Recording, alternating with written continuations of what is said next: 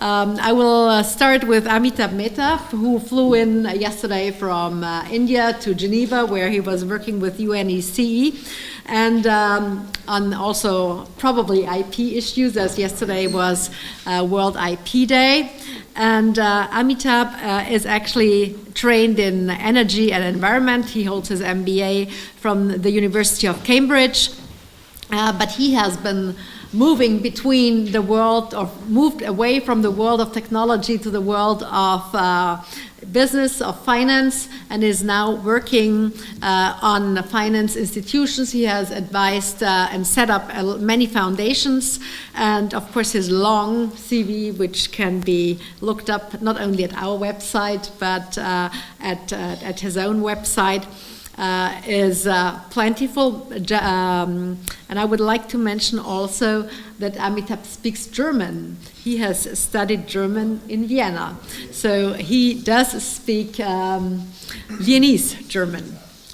The second gentleman I would like to introduce is Jared Parks. He's the Senior Director of Advocacy and External Affairs at the U.S. Chamber of Commerce. And he's also he's of course the director of the Chamber of Commerce's Global Intellectual Property Center, which has been established, I think, 2 years ago, and is not only organizing the IP index and coordinating with the member industries of the US Chamber of Commerce the work on that. But Jared has also been in as a political advisor and third-party group advisor, very active in DC. He currently lives on Capitol Hill, but actually is a native from Rhode Island. And he holds, and he earned his degree from George Washington, where he studied international relations with specification on international economics. And last but not least, our guest and frequent speaker here at the Hayek Institute and Austrian Economic Center is Magister Markus Fichtinger, Senior Economist at Economica, and one of our colleagues whom we frequently have the privilege to work with. Markus has studied economics at the University of Vienna, and then he was working in quantitative finance and also holds a master diploma in controlling. Nonetheless, he's been working for the Federation of Industry for at least until 2 years ago, if I remember correct. Was 3 years, oh, time flies. Time flies. And he, of course, is publishing frequently, and as we all know and see in the many emails rotating within the libertarian network, how productive Markus is. I would come to the topic, or would like to come to the topic, the pros and cons of strong intellectual property rights. As you all know, within the libertarian movement, we are in a divided world. There are some representatives who do not think that the protection of IP, of intellectual property, is important, whereas others are strongholds of property rights or intellectual property rights protection. I personally am a big fan of patents and patent law and the protection of property rights, and both the Austrian Economic Center and the Hayek Institute have been involved in setting up the IP index and also in setting up letters to the United Nations when it comes to the protection of intellectual property rights. Since Markus will give us an overview and Jared will come in with additional data, I would only like to state that 40% of US and EU GDP is attributed to IP.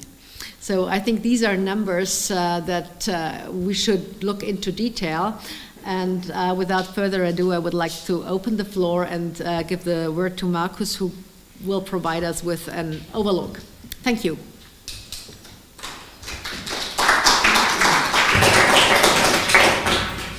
Well, thank you, Barbara, for your kind introduction. Thank you for inviting me and giving me the opportunity to address some highlights or very short points on the topic, because intellectual property rights is a vast area of economic, legal, scientific fields, and I think we could have an event on that topic for days and weeks maybe, and then try to give in 10 minutes some on to address 2 short points, which hopefully will start a productive and interesting discussion. First of all, I want to address some of the economic arguments in favor and against intellectual property rights, as Barbara has already said. And then in the second part, I would just provide some of the research we are doing in this field, and which maybe will also help to bring the discussion from a, so to say, meta level to a more concrete level. Well, if we talk about intellectual property or intangible assets, these are often terms which are, in my opinion, not really 100% where 100% concrete definition exists, and these definitions are always often used interchangeable. But anyway, I think if we talk about intellectual property, intangible assets, we all can imagine what it is. If you look at it from an economic perspective, we can decompose we call the total economic value of this intangible asset, whatever it is, if it's a patent or a trademark or a copyright or whatsoever. We can more or less have 2 big categories. It's the private value, so that the value which is attributed to the inventor, to the company, to the person who is holding this patent or this intellectual asset. And unfortunately, the colors are not so good, but this brightest bar in the middle, on the second one from above, is what says the value of this intellectual asset that exists anyway without, so to say, additional or certain protection by intellectual property rights. Added on that is this dark brown, dark orange layer on the top, and this which comes from the additional value that is generated to the holder of the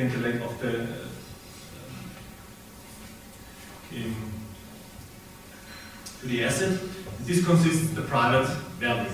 This is, of course, when you talk about people doing research, who are investing in inventing new tools, programming new software, they want, of course, to maximize this private value, which is, of course, a reasonable thing. But on the other hand, the characteristic of intangible assets is that they are, in some sense, a kind of public good, because this new information, this new knowledge that is, so to say, brought into the world with the invention of this new formula or whatsoever, this new product, of course, can be more or less used by everybody, triggers additional research, has spillover effects, to use the economical terms. And this adds, of course, additional public value, which is not or only partly recovered by the person who has invented this new intangible asset. So this adds on additional on the public, on the total value. But on the other hand, and this is what the economic perspective, and also the economic critique, especially from not economists, but also from, so to say, mainstream economists like Nobel laureate Stiglitz and others, come in that with the grant of an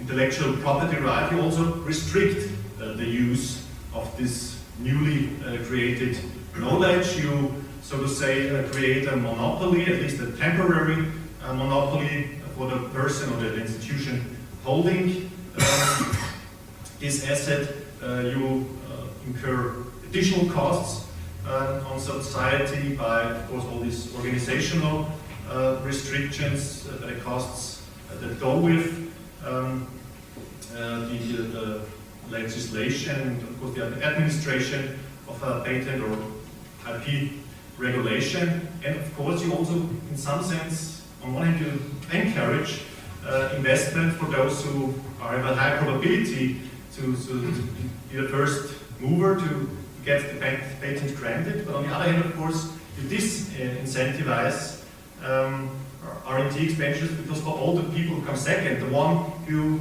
reaches the patent office 1 minute after the first inventor, he loses all his investments, or more or less all of his investments. So this so to say, the winner takes it all principle established in our concrete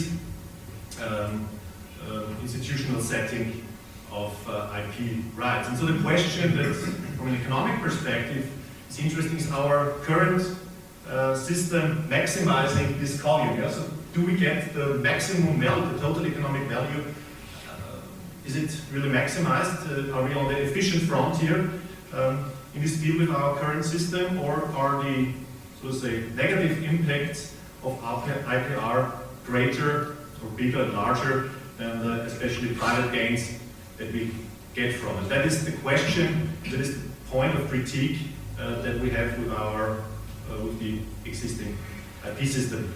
If you look at the business level, of course, IPs are important, and Barbara has mentioned this figure with 40% of GDP. I think this is exaggerated, but it's always a question how you define intangible assets. And if you look at the business level, just to, we cannot discuss this in detail, but of course, intellectual property, intellectual assets form only part of the total value of a company, and other, so to say, intangibles, intellectual assets, like especially structural capital or human capital, of course, are also very important. And in my opinion, and in my point of view, they are too often neglected in the discussion. But it's just so, as I said, or as Barbara said in the introduction, from the Austrian perspective or Austrian economics perspective, there's a more say long tradition in criticizing IPR regulation, and especially also Hayek himself, so to say, tried to formulate this critique. I have here a quote from his, one of his last books, The Fatal Conceit. I don't want to, so to say, read all the total quote, but just want to highlight two sentences to which maybe also give you an insight into where the critique comes from, and why the critique is, I think, not only necessary but also right. Yet it is not obvious that such forced scarcity is the most effective way to stimulate the human creative process. I doubt whether there exists a single great work of literature which we would not possess had the author been unable to obtain an exclusive copyright for it. So, to be a little populistic, do you think that Shakespeare or Schiller or Goethe would have produced more works, wouldn't have written more books if they had some copyrights or some intellectual property institutions like we have today? I think we can doubt it. And another another critique on the patent situation is this, in this last sentence. I think I don't have to read it, but it's also, I think, a valid argument that with our actual system, I think that we are, so to say, setting incentives for research, focusing on fields which are protected by patent law or by other IP rights, and that we more or less leave maybe other fields of research out, or devoting not enough resources on these aspects. I think if we talk about innovation, we talk about research, it's a much broader field than only, so to say, research oriented on producing patentable or other IP-related research. I think this is also a valid point of critique. This critique in the Austrian economics standpoint is old. It started with Menger himself. He had an unclear position on that. Böhm-Bawerk, who was his student, or was, to say, the second generation of Austrian economics, he had a rather clear stand against it. Ludwig von Mises had to say a middle position, similar to Rothbard, who argumented pro copyrights and against patents. And maybe the latest and more profoundest critique was by Kinsella in his paper in the Journal of Libertarian Studies, where he simply said that IP rights do not even exist, which I think was an exaggerated critique. And the last quote is from the Property Rights Alliance, where the Hayek Institute and I think also the Austrian Economic Center is member of. It seems like you were able to solve all this 150-year-old discussion and make a clear point that robust RP systems provide the greatest incentive for innovators. I think there is reasonable doubt against this statement, but maybe we can discuss on this as well. So the second point, I think I still, how many minutes do I have? Let you know in a minute. You have actually Minus, yes. -1, okay.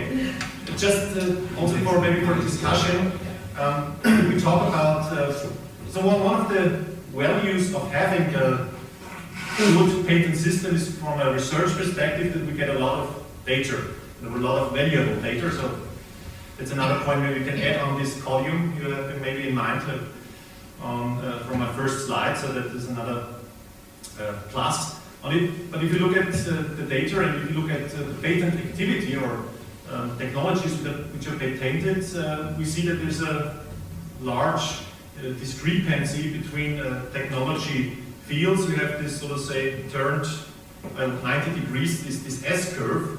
I think we don't have the time to discuss it in detail, but what is the lesson from this curve that we see? We have some technology fields where there's a lot of activity, where most of the patents are, so to say, addressed, and then we have a rather steep declining patent activity overall. And maybe that's also a point, because in the public and political discussion, we always have said, yeah, we have to focus on this or that technology. If you look at it in detail, there are worldwide 3,400 approximately technology fields where really active research is happening, because we define active research where there are at least 1,000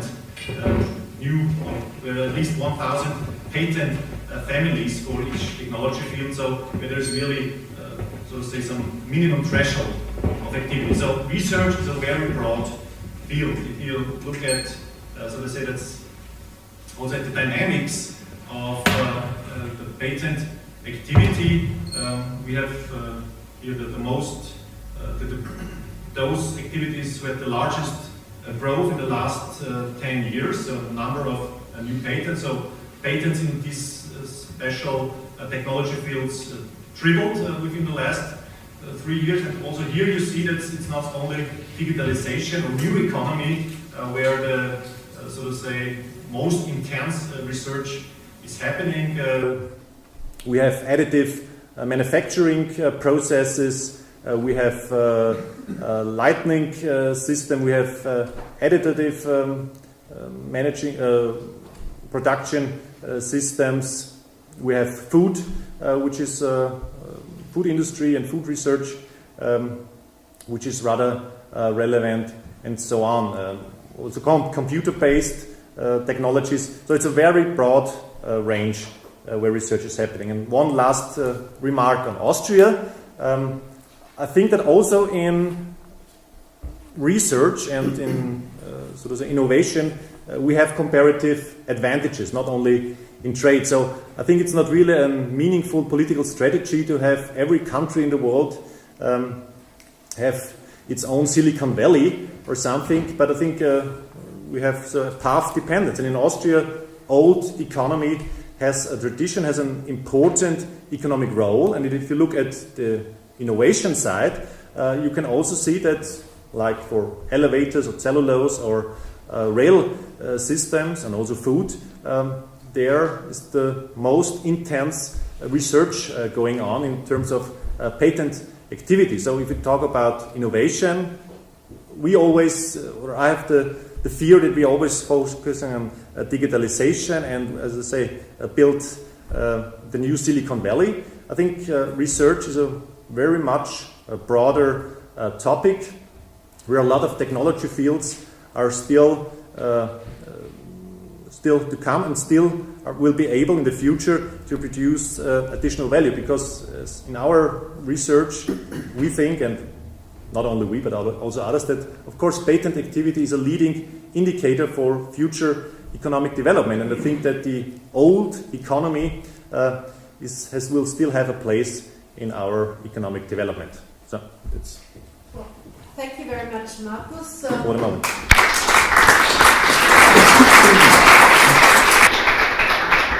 I'd say now, as a typical economist, you would say on the one hand and on the other hand, so no clear solutions. Nonetheless, I would really ask Jared to come up with why we think IP matters and why intellectual property rights are important, where we can see economic growth, which kind of branches it affects specifically, whether it's pharmaceuticals, whether it's IT, and what the consequences will be. Jared, the floor is yours. Thanks, Barbara. And also, you should I'll talk about that as well. Thank you. I'm Jared with the U.S. Chamber of Commerce. And I think I'm the only reason we're speaking English today, so I apologize, and thank you for the indulgence. And thanks to the Austrian Economic Center and the Hayek Institute for having me. Great to be here with you guys. Just to back it up a little bit, I imagine some of you probably are familiar with the U.S. Chamber of Commerce, some may not be. For those who are not, it is not at all a part of the U.S. government. It's a business association, the largest in the world. We represent about 3 million individual businesses of every shape and size. And then within the U.S. Chamber of Commerce, there are several different policy-oriented divisions. We have an energy division, a capital markets division, an intellectual property division where I work. So as you'd imagine, the Global Intellectual Property Center, which is the name of it, is the branch of the U.S. Chamber that handles issues, all issues relating to intellectual property, patents, copyrights, trademarks, trade secrets. How that translates into business is essentially we represent the innovative and creative industries. So much of the tech sector, biopharma, film and recording industries, fashion and brands, and consumer goods. So we certainly believe that intellectual property rights are a linchpin for a broad array of creative and innovative industries. My role within the Global Intellectual Property Center is essentially strategic partnerships. I work with think tanks and grassroots organizations, and also with state and local chambers of commerce across the United States that represent small businesses. So we are proponents of intellectual property rights. And as a libertarian myself, I've always viewed intellectual property as a core property right that's fundamental to free markets and personal liberty just as much as physical property rights are. So we've done a variety of research to demonstrate the value of intellectual property rights. Some of it may kind of cross-tabulate with some of yours. One of the products we produce is the International IP Index, and I would have brought some. I wasn't aware that I'd be speaking here today until 2 days ago, so I would have brought more copies, but maybe we can pass it around. Pass it. I think So, you need it. no, you not everybody. No. So what this does is we polled our business membership to ask them what IP factors do they evaluate when they're making investment decisions in foreign markets and things like that. So the result is this index. It now benchmarks 45 global economies representing 90% of global GDP to express what's important to the business community as it relates to IP. There are 36 different indicators that can be broken down into 6 basic categories. And it's patents, copyrights, trademarks, trade secrets, enforcement of intellectual property laws domestically in those markets, and then participation in international treaties and norms as they relate to intellectual property rights. We started the index, I think, in 2012, benchmarking 11 global economies, and it's grown each year since. In recent years, you'll see the top-ranking countries are very close. The U.S. is narrowly in first place, but we're not here to be cheerleaders for the U.S. We actually rank 5th in enforcement and I think 10th in patents, and other global economies, the EU, Japan, are very close behind. But in recent years, we have seen a kind of a pack of global leaders emerge.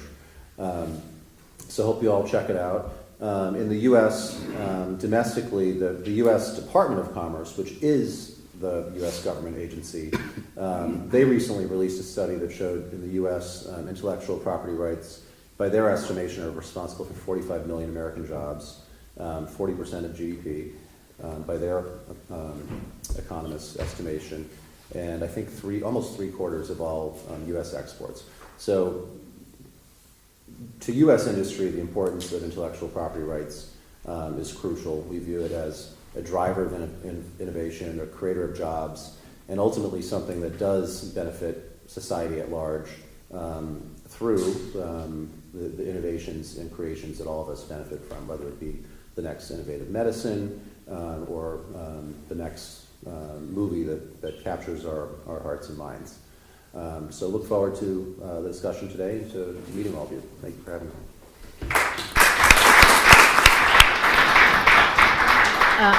Thank you very much, Jared. I would also like to address, for example, in Podgorica, where we had a lot of young people, the debate ranked around music industry and whether free downloads are positive or negative, or whether revenues for artists should continue after 10 years or 15 or 20 years. So it's not only pharmaceuticals, where we all know about the issues and the problems, that there will be a lack of research, and if those patents, or if the research is not protected, because where or who would have an interest in spending money for research if the outcome is not protected? Otherwise, having no patents would probably destroy a lot of new health care products that we will see. So I think this is a real different issue, and I would just like Amitabh, who is also on the UNEC panel and working with the people in Geneva and internationally on the UN level, focus on his thoughts when it comes to IP. Please. Firstly, thank you for having me here as well, Robert. It's a pleasure to be here, and I think it's a very interesting and topical point to be discussing it. I think you discussed Brexit this morning, which also brings a whole new kind of worms to the IP issue, and what's going to happen certainly with that with pharmaceuticals. If Britain leaves, etc., maybe I'll speak a little bit on that later. But I think it's very difficult. As Barbara said, I mean, my background is typically in the past much more to do with finance and getting financial investments and things. I was a banker for a very long time, and then decided to atone for my sins and move to the UN. And I think that I was yesterday in the UN, as Barbara said as well, speaking about a variety of issues, a lot of them to do with innovative financing and how we can actually get more money into R&D, and really R&D to do with medicine and access to medicine. I was given 7 minutes to do that, and I was struggling. I think, as Marcus here said as well, we could have a few days, or at least a few years of discussion on IP, perhaps even, and we still wouldn't get an answer. So, where do I sit on it? I mean, IP is without doubt one of the main drivers within access to medicine. So I spend a lot of my time working with the WHO, MSF, and others who are looking at developing new drugs, who are looking at developing things like antimicrobial resistance, which is a big issue, not developing that, but developing antibiotics, or new antibiotics that will actually work. So for us, many of you may know that in the next 10 years, 70% of antibiotics that we have right now will not work on any of us. So we need new ones because we've got so much immunity to it. So we need to develop those things. In the last, in the last 30 years, I don't know how many antibiotics have been made. I think the number is 0. And the reason is very simple. There's no point in putting money into something that doesn't give you returns.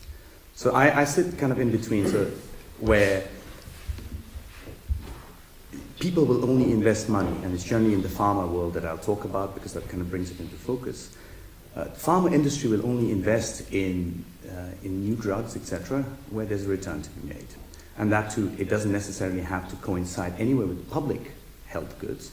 Doesn't need to be publicly the most important thing. It could be a small disease that makes a lot of money. Blockbuster drugs, as you know. So that doesn't necessarily mean. So from an investment point of view and a banker background, I would totally look at the ideas of security, enforceability, protectionism, all those kind of good things that IP brings along with it.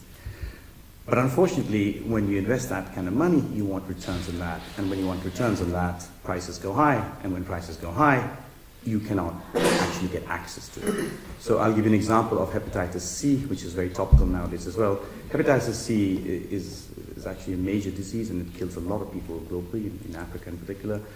And an American company had, of course, Gilead, brilliant company, had developed some fantastic treatments for that. And then came out the actual cure.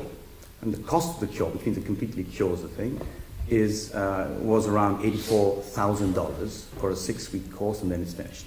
You're done with the disease, and out you go. Sorry very much. Here I'm asking because I'm one of the founders. Can we do this right? No, this is something I really am determined to interrupt. Please. Because I'm one of the founders of FMRS17. FMRS17 was the company that developed solar. Right. We needed altogether 400 million to develop that. Sure. And we sold it on the stock market too early, as we now discover, Yes. for 925 million something. Too low. Gilead then acquired it for 11 billion. And when you look at that, Yeah. I mean, this was a trick from the CFO of Gilead. He and 73 people of Gilead became incredibly rich. Exactly. So 95% of this cost is not cost of research. And I'm really, I said, pissed off. Because I did not do my whole life investing in pharma just to make a few people rich. I did this because I wanted to develop two things. Yep. 95% is speculation profits, which is now burdened on the social security system, the social health system. Sorry for interrupting. You're absolutely online. This is a great example. You can't know that because you haven't been in the middle. But the real development cost was 400 million, like with any other drug we developed, and we've got about 150 to 100. Of course. Sorry, I actually, so I don't disagree with you at all. I don't disagree with you at all. And if you let me continue, I'd come to the second part of my balancing act here. Because while it's an access issue, because of course I don't think anyone in Africa can afford that kind of money to pay for it, but that's a different issue. On the other side, it's one of the main policy tools for attracting money into areas which never would get financing. If you don't have IP, no pharma industry is going to invest within that either. So this is the balancing act, and I understand that completely. And there are a lot of course, pharma companies out there, and not just pharma, but biotechnology units and institutions and universities who are doing a lot of good work out there to do this. So it's a very difficult balancing act between should we have IP, should we not have IP? So in at least the access to medicine world, there is no clear answer to that, and that's what I was coming to in a second. I mean, for us, IP has a very important role to play within global health, particularly. The first of that is obviously innovation, and we've just spoken about that. Hep C would never have come out had we never had this IP issue around then. If we didn't have IP, we'd never have got the required R&D for this. Very clear. On the other side, we have got all the other issues around how do we actually manage the process a little bit. Yeah? How do we de-link R&D costs from the price of something? Because at the end of the day, our ideology within organizations, etc., is very much to give access to medicine to those people who want it the most. And if those people can't have access to it, then that's a problem for us, right? So now, I mean, even if you look at not just the developing world, but the developed world, let's take France as an example. They have been arguing and they've been fighting. Well, let's take an even better issue with vaccines. Vaccines can cost a great deal. There's a massive price differentiation between what you can buy in the US and what you can get elsewhere in the world. And you can buy, as one of my ex-employers, Gavi, which is the largest alliance for giving vaccines in the market, and they used to be part of UNICEF. One drug or one vaccine can cost $110 in the US, and the same one can cost 50 cents out made in India, for example. And IP plays a major role, of course, in that, because India is an interest in patent IP fight most of the time, as I think a lot of the other countries are as well. So where do you meet that? And for us, from access of medicine point of view, we want the price to be the lowest possible. So it can actually give a lot of interesting side. I mean, the IP can bring in interest from a variety of different sources, so more biotech, more universities and so forth, because it's giving them some kind of value out of that. And it doesn't need to be profits only. It could be value of actually doing social good. But on the other side, you have to take into account the fact that there will be price discrimination. There might potentially be price which is actually not usable by the majority of the people that we're trying to get the access to medicine to. So that's the kind of the two sides to the problem, I guess. We have, I mean, there are several commissions and committees in place which have put together very interesting things like TRIPS, for example. TRIPS is one of the wonderful things that tries to moderate and try and work out how IPs could be used in a much more specific way. That we had the Doha Accord after that. We've had a lot of discussion around how we can have exceptions and non-exceptions to IP for actually new medicine. And at the moment with antibiotics, which is a very, very interesting field, there is a lot of discussion with the WHO and MSF and others who are coming together to say, how can we control the IP issue? How can we say that we get R&D from non-pharma companies, which doesn't drive prices up? So how can we have the IP, but either manage it ourselves so that anyone can use it, so that the prices come down and everyone can get access to it, or not have IP at all? So encourage somehow these variety of different institutions to develop new drugs, etc., which can be actually utilized without the huge cost recovery, as it's claimed, for the investment within that on R&D. And as my colleague there said, maybe it isn't that high, but R&D costs is exactly what most pharmaceutical companies say is the reason for high prices for a certain period of time. So while there's a lot of regularity coming in with a variety of different acts within that and agreements like TRIPS, it still doesn't answer the question for us of being able to manage those prices coming down. And again, while there might be a lot of money flying into certain things, it also moves away from other things. So while, again, let's go back to the Hep C example, because it's a very, very important one for us right now. While Hep C has a cure now, a lot of the companies who are making the treatment for it, which is much more affordable, have stopped making it, simply because they don't feel that it's going to be lucrative for them anymore. So what happens? Well, let's take Africa. The treatment they can just about afford. The governments can just about pay for it, and the UN and other organizations can just about put together ODA money to buy treatment to keep those people alive and fairly healthy. What they can't afford to do is pay $84,000 for the cure. So now what's happening is the companies that do the treatment stop making the treatment. So those guys can't afford to actually buy the treatment, but they don't have access to the cure. So what happens? They die. It's quite as simple as that.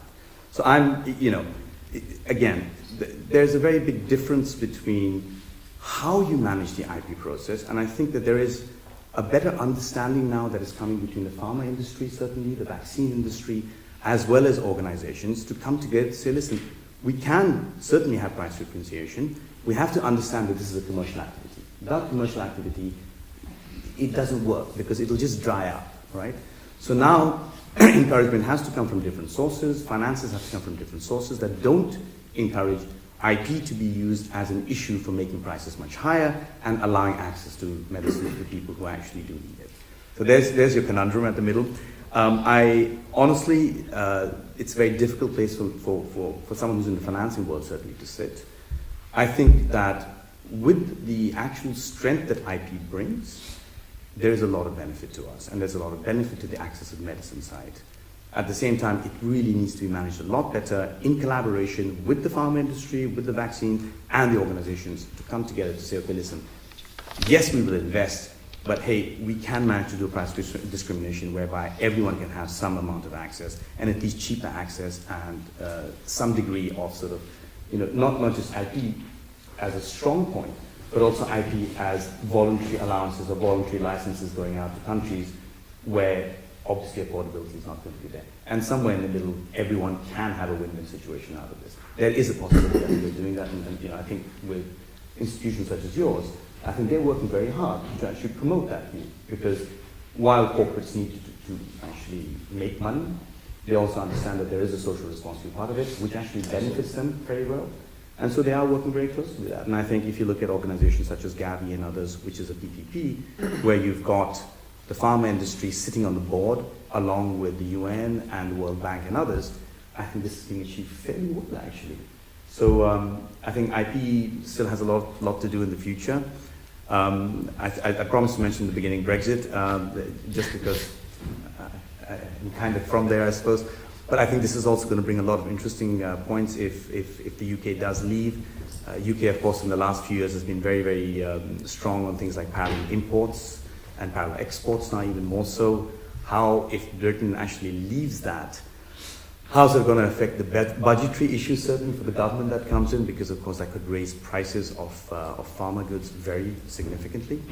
And also in terms of how they would trade between, because at the moment Britain does actually import and export quite a lot of cheaper drugs from the EU, and if they're not within that, how that's going to play out both for the EU and the UK.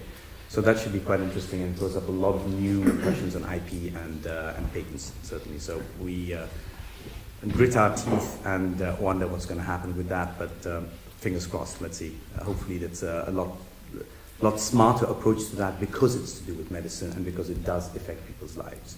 So I think we, just as a closing remark, I would say that there is a big difference between IP in medicine for life-saving drugs and IP for other drugs within that. And I think we should differentiate within that, and we should encourage whatever is required for investments for each of those in a different style. And I think that is being done right now, because I think people realize that if you don't have medicine for saving someone's life at a decent price, that's not a fair point. If it's for doing something else. You know, there was a discussion yesterday on a side event about, okay, do we care about IP issues with Viagra and whether that's patented or not patented IP? No one cares really, you know. But if it's to do with HIV, AIDS, Hep C, all these kind of things, then there's a different approach that needs to be taken so that access is maintained to everyone that needs it. So I'll stop on that one. Thank you very much, Amitabh. As you can see, the floor is wide open and it spreads from yes or no in terms of protection of IP. I would also like to paraphrase before I open the floor Professor Steve Pejovic, who claims that property rights are the precondition, the basis for capitalism, for a functioning society, for economic growth. So whether we can say this also for tangible or intangible properties, this is the big question here, and I would like to open the floor directly to you, and please ask your questions to our distinguished speakers. First question. Please. Question to Mr. Fichtinger. In your list, IT was not named, but on the other side, IT business in Austria is bigger than agriculture. So, is well, maybe property rights also is a field of IT. Of course, I don't have the exact figures in mind now, but as I said, what we are focused on is patents, new or existing patents. So, and of course, the whole world of intellectual property is much larger than patents. Of course, patents are the ones which are maybe in the public discussion the most prominent ones, and also maybe the ones which have the strictest regulatory framework, and sometimes also have the largest economic value. Also, maybe I'm now sliding away from your question, but of course, we are always talking on this meta level. If you look at it more concretely, I think it's only, I don't have the exact figure, but I think 5% of all patents generate 90% of all revenues. Yeah? So 95% of patents are more or less, economically speaking, worthless. Yeah? So it's always, as I said in the introduction, it's the winner takes it all, so to say, framework that we are focusing on. Back to your question, of course, also IT is a very important field, maybe not that much in Austria. As I said, the Austrian economy at the moment is sort of a traditional one, or old economy, but still this this terminus is of course misleading, because this also the old economy is innovating, and there's a lot of new processes, new products developed, and you shouldn't be, as I said, try to so to say mention this point again and again. It's not possible to copy Silicon Valley once in Austria or somewhere in Europe, because this is also the first mover advantage, and I think this is one of the major aspects you also have in intellectual assets. And of course, the first mover has an advantage and a value on its own. If you look at, I don't know, iPhones, iPhone or smartphone in general, of course, the value of Apple would be smaller if there would be no IP protection, but it would still have a value. Yeah, I think the iPhone and the brand and all which is associated with Apple products is a value for its own. And of course, they would also make profits. Yeah, in pharmaceuticals, I'm not so fond, and I cannot analyze the situation in that detail. But as Mr. Moschner said, if 95% of the profit was, so to say, speculation or speculative profit, then it's also an indication that our existing IP regulation is maximizing, so to say,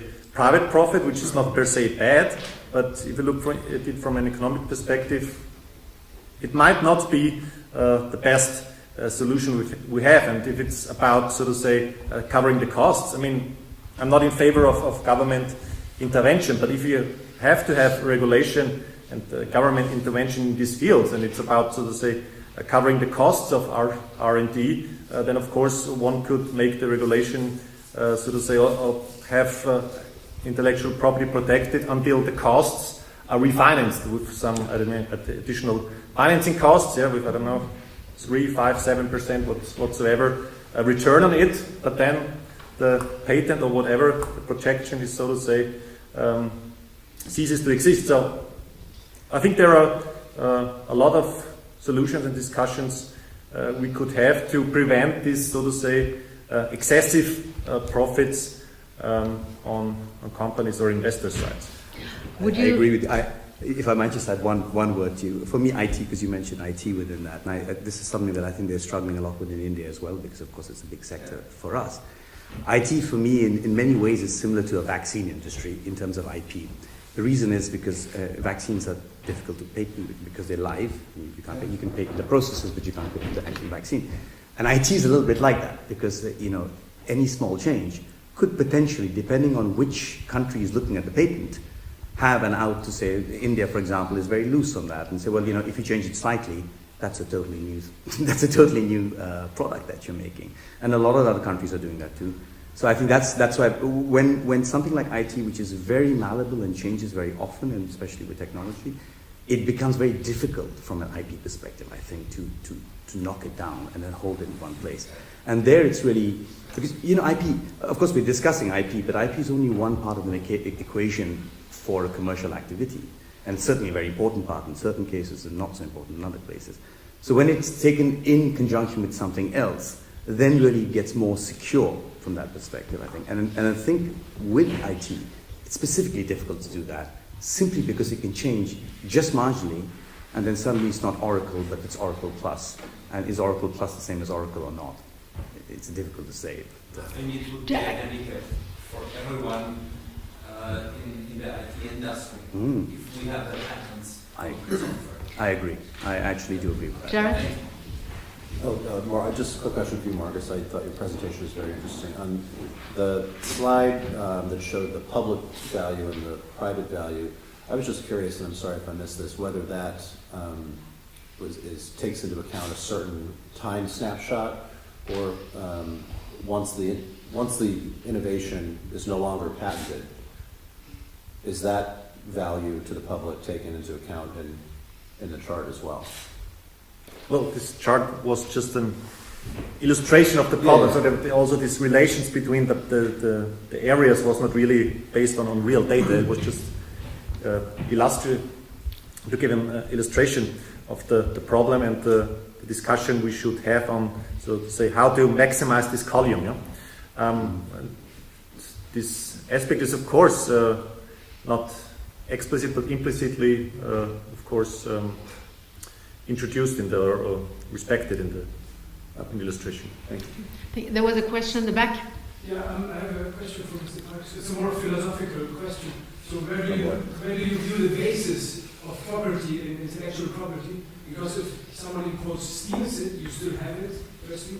And secondly, how could there be property of an idea, or how could you protect it if someone else has the same idea, he can't use it?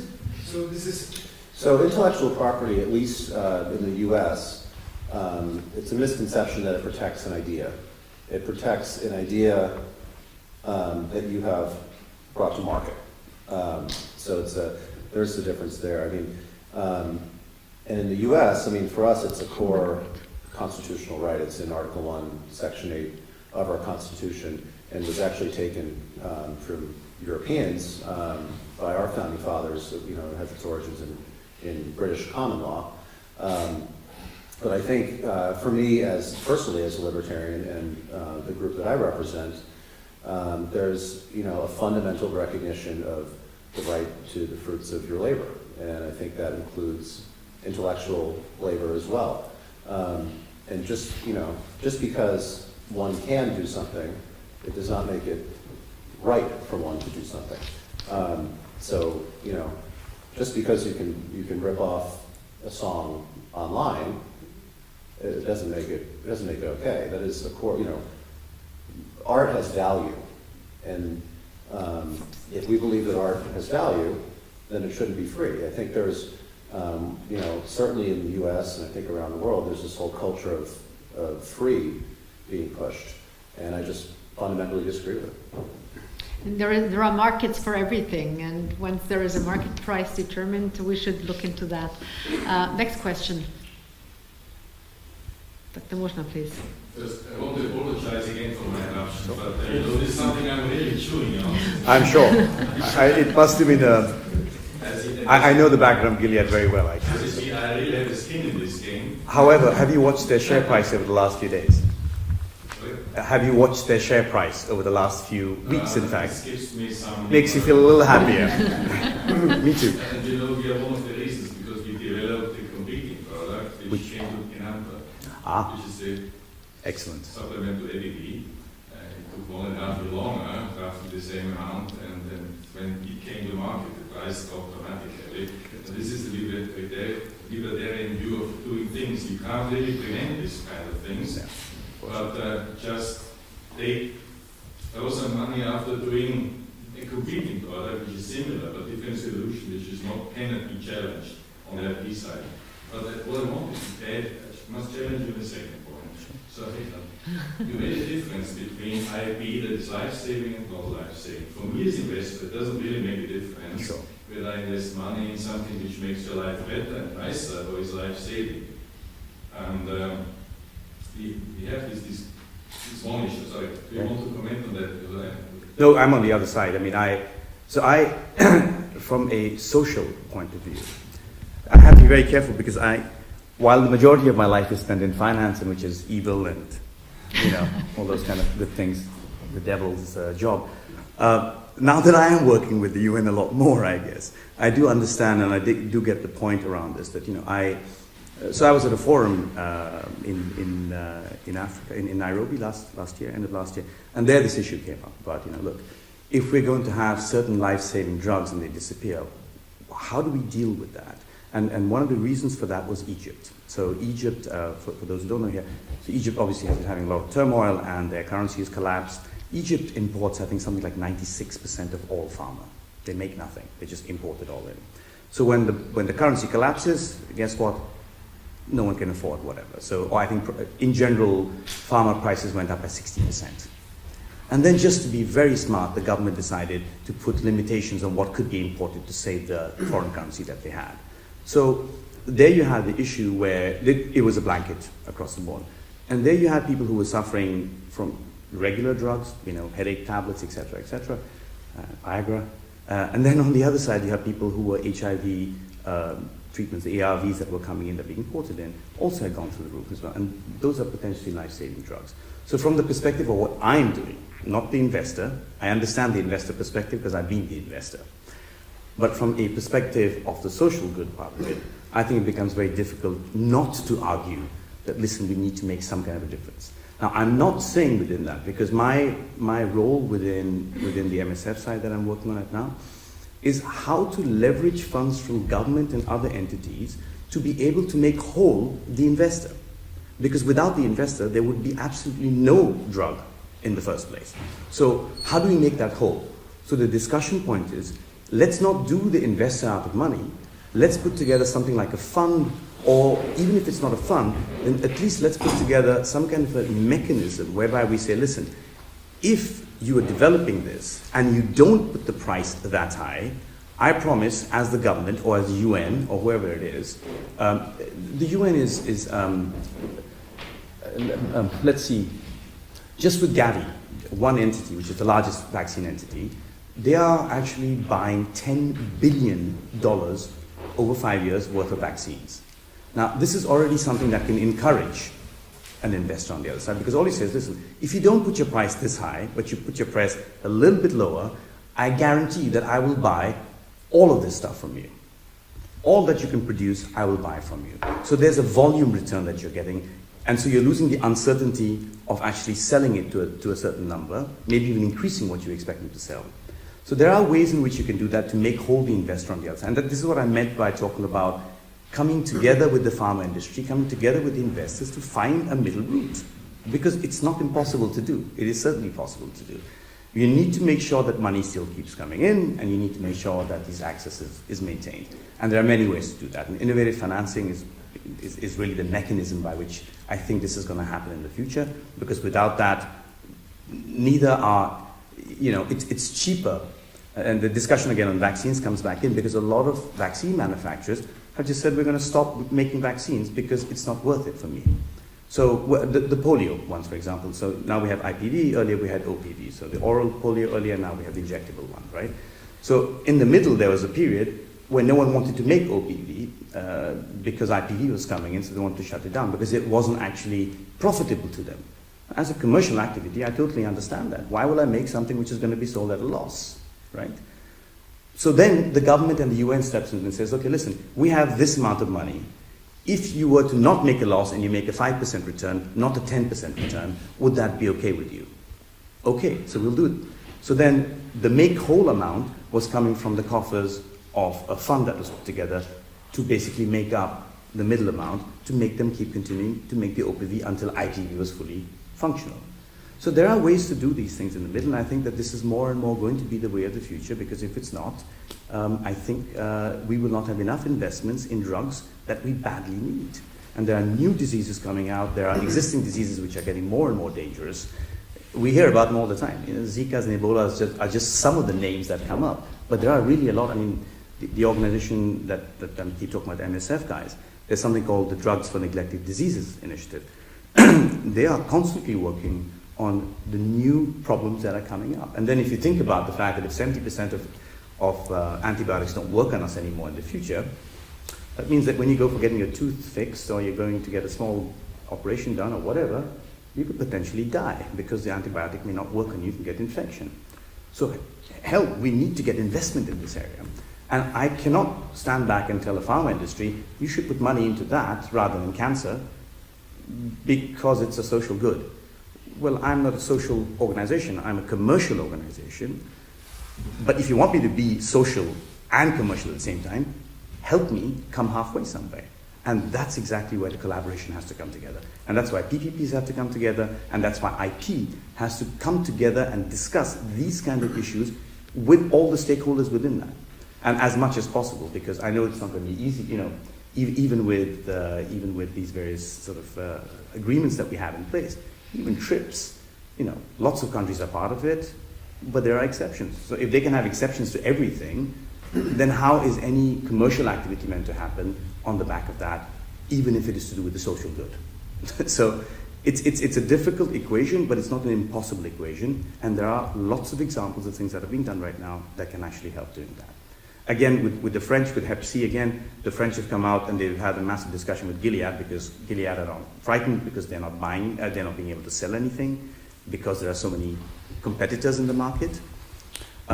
So what are they doing? They're having negotiations with governments and the governments are being able to push the prices down because of volume sales, ostentatiously. I don't know what else sits behind those actual transactions, but those are the kind of things. So there are discussions that need to take place, and IP is a very key issue within that, no question about that, because without that starting point of security, none of the other things can actually take place. And then you add different secure parts to it, like, for example, agreements that we will buy X amount of volume and so on and so forth. But IP is really, for me, really the linchpin for all of that. That's the starting block. I will not go and invest in something which I know the day I invest in it after 400 million, China and India go and make a carbon copy of it, and you're done. Go, It's game over. And then all they'll do is better to shut down the shop, not invest in anything. And the result, unfortunately, which is what I'm concerned about, is that we have no medicines. If we have no medicines, I've just on the way here taken 2 headache tablets, and I'd rather keep that going. So because again, tomorrow I'll be traveling again, I need those headache tablets to keep me going as well. So, that's what I think from even a simple standpoint, you need that. And I think, sorry to answer your question earlier on, I'm a consultant to the UN. I'm constantly creating new structures and new ideas of how financing can go from one place to the other. And these are new things that I'm coming up with myself through my intelligence and my experience. The day I make one of those and then someone steals it from me, hell, I want to take a gun and shoot them, right? And I can't bring it to market because it's too small a thing to do. But the ideology is not different. If I've come up with something which is groundbreaking, it's not groundbreaking, but it's quite interesting, I don't want someone else to walk off with it and say, okay, this is mine. There has to be compensation for that. Otherwise, there's going to be no innovation in the market, no new drugs, no new anything actually coming out, because it's not worth it anymore. Unless you really think, I want to do it for the social good of it, which I, amongst others, I'm sure don't. Business people actually do not do. Not Gandhi just yet, but I'm working on it. I don't think it'll come as any surprise that I agree with basically everything you just said very well. Just on the access to medicines question, I think there's also sort of a larger issue where I think there is an effort, especially on the left, to undermine intellectual property and property rights using the access to medicines issue as sort of a moral pretext to do so. When people think of access to medicines, it's immediately patents, when really, sure, that is a factor, but it's one of many factors. You have the health infrastructure of the country, government corruption. Your Egypt example of the currency is there's a barrier to medicine. It has nothing to do with IP. So it's one of many factors. A couple things that I think are interesting to note are 97% of all innovative medicines come out of the private sector, and by the UN's own numbers, 95% of all what they term essential medicines are off patent. So I think there is, to some degree, an organized effort by philosophical opponents of fundamental property rights to undermine IP through this moral pretext. A country like India, for example, on IP, terrible. They've used the access to medicine argument to compulsory license a medicine called Gleevec. I don't know if you're familiar with this example. And it was nearly 100% of everyone who needed it in India was getting it for free. And so there was hardly any real, true access problem there. And then, so the Indian government compulsory licensed it, took it, and instead of providing it to their supposed citizens who needed it, they just exported it. So it's just blatant theft. So I think there's reason to doubt the sincerity of sometimes of these access arguments. Absolutely. Is there a final question? If not, then I simply would like to thank our panelists for summing up this hot issue and hot topic, and just say that, and this probably fits very well into what Markus has pointed out with regards to patents, what Amitabh said with private investment, and Jared says with private companies and small and medium-sized firms that are also investing. 40% of the world hidden champions are based in German-speaking countries. So I think we should also consider that, and probably we have a good basis, despite the lack of reforms in our countries, at least Germany and Austria, that our people are very good in research and in development, and that for this IP should be protected, and we should continue this debate on this front as well.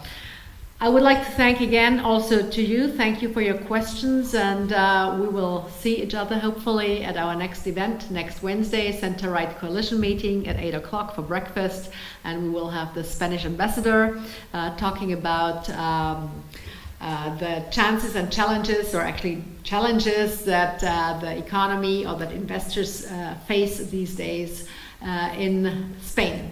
Thank you very much again. Thank you, gentlemen.